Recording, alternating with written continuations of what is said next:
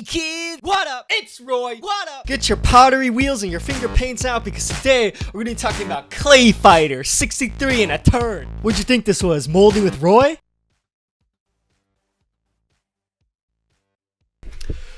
So how long have you been molding for? I've been molding for like 2 years now. Okay. What's your favorite part of the job? Probably the molding. Clayfighter was one of the more obscure fighting games on the N64 back in the clays, and only a few people I knew actually had the game or even heard of it. In fact, I didn't even know about it until my neighbor actually told me about it, and it was just so awesome that I had to pick up a copy for myself, which is kind of why I made this video, to show off how awesome. The game was awesome because it had some revolutionary features in games that we take for granted today. Fists and feet fly as bad Mr. Frosty and his Clayfighter friends smack it out in hilarious head-to-head combat. Not saying that the game made up these features, but rather was doing these kinds of things before they became mainstream. You'll see what I mean in a second.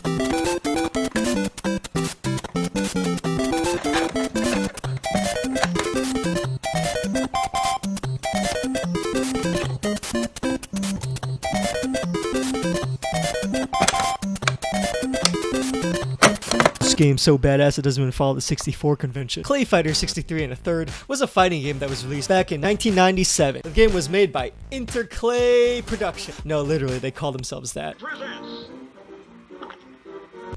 And the game was full of lulz because it was a real fighter game at its core, but it was a parody fighter. And you'll see why with my factual resource, as in all my videos. The game kind of combined all the popular fighting games at the time, made fun of them, and mashed them into one game. You could say it was a clay pot of parodies. Zing! The game had two previous entries, which were the original Clayfighter and Clayfighter 2, Judgment Clay. Followed by one sequel, Clayfighter Sculptor's Cut, which was only available as a rental and was never actually released for sale. And it goes for some extreme prices online these days. Clayfighter 63 and a third was unique because it used stop motion and clay motion to create its unique graphics set rather than traditional PC animation. That doesn't mean they didn't use computers at all, it just means that they used stop motion. The game had a memorable cast of 12 characters with 26 rooms to fight in, and each room connected to the other, so you could literally tour the entire island that the game provided just by knocking your opponent into the next room.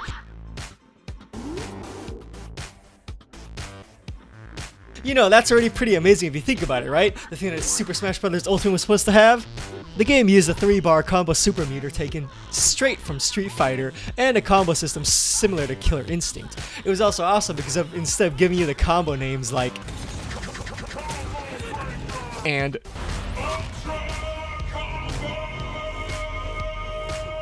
you would get and you see the parody I'm talking about now? Please leave this video if you don't. Each character had its awesome and unique moveset, and you could tell that none of them were clones of each other. They were all unique in their own clay.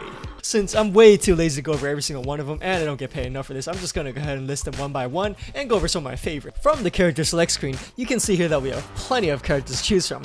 You can choose from the following clay. You know Mr. Frosty the Snowman? Well, how about bad Mr. Frosty? Scared of clowns? Well, Bonkers is here to make your day. Are you crazy? Houngan, the Jamaican witch doctor, will fix you right up. Hungry for some takeout? Look no other than fan of cute bunnies? T-Hoppy's here for some cuddles! Like Laffy Taffy? Chew on this taffy. Ickybod Crane? Ickybod Clay. You probably don't get that one. Patrick the Starfish? Blob. They even have an appearance by the licensed Earthworm Jim and 3 unlockable characters, Mr. Boogerman, Dr. Lincoln Klein, and Sumo Santa.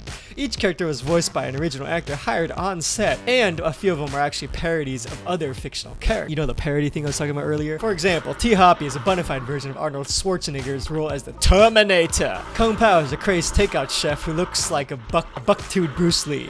Blob looks like some messed up form of Quasimodo. Bad Mr. Frosty is straight from Frosty the Snowman, gone bad. Taffy imitates Curly Howard of the Three Stooges, and he even throws out the wise guy, eh? A wise guy, huh? So you choose your character, choose a stage, start getting ready to crumble. Let's get ready to crumble! I can't do this anymore. The fighting mechanics in this game are just like any other fighting game. You press a button and a direction on the joystick to pull off a move. In other words, you button mash and hope to pull off some cool moves and get some style points while you're at it. At least that's what I always did, and it seemed to work. As you fight, you'll gain these bars of supercharge, and you can fill up to 3 of them. When you fill a bar, you can use it to execute a special attack that does extra damage or pulls off some cool combos. I could never pull these off, so I just rotate the stick to hit all possible directions and press all buttons at the same time, which seemed to work 100% of the time, 75%. The game also featured a variety of rooms, each unique and different from the other. Like I said, they're not cloning nothing in this game. You can knock your enemy into other rooms and travel the whole island just by going from room to room. The graphics of the characters were created using stop motion like the previous games. The artists would actually sketch out the models and got Danger Productions to make the illustration into maquettes for plastic molds, which were then created into the characters' design using clay foam and wire. There, they pose them into various poses and use stop motion photography to capture everything. When the work was done, you would get the stop motion animations into an N64 game, which was pretty awesome for the time, and even today. Who does work like this anymore? Can't people just try harder? Why can't people just stop reskinning games? Why can't people finish what they create before they publish? Why can't people stop making DLC? Why don't people stop half-assing a game and release the actual game before they release DLCs? Why don't people stop working on the same console over and over, changing 1 or 2 things and stop wasting all the time and start focusing on the next one? Can you believe Microsoft is still in business? The game also had a single-player mode where you would just go through the levels, get to the end, and face off against Dr. K. But the multiplayer mode was the best. I mean, you don't play Smash with a single player, right? You and a friend could square off against each other, and you got to choose your level by using the C buttons to pick it. Some of the most awesome levels were the ship level because it had this awesome music. Fight!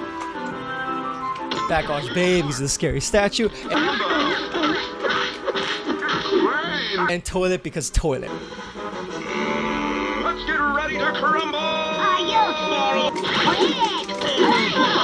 So that concludes why Clayfighter 63 and a third is an awesome game and worth checking out on the N64. The game had some amazing animations and artwork, plenty of good moments from the parodies, and non-stop action with plenty of lolsy combos and a unique roster of characters, connected rooms, and with the fast-paced blocking, dodging, and countering, the game never lets you relax for a second. When playing with a friend, you're always thinking about the next attack or analyzing what your friend is going to do next. It may be a parody, but the fighting system is spot on and doesn't show you no mercy. This game can get pretty competitive as you compete to hold the crown of clay. Should you knock him into the next room, what's the next stage going to be connected to this room? Should you defend, attack, feign, throw projectiles, block, counter, run? There's always something to process and to think about, and with the high stakes of being the Clay King, you'll always be busy doing something, unlike some other games. And that's why this game is awesome. And of course, these insane combos.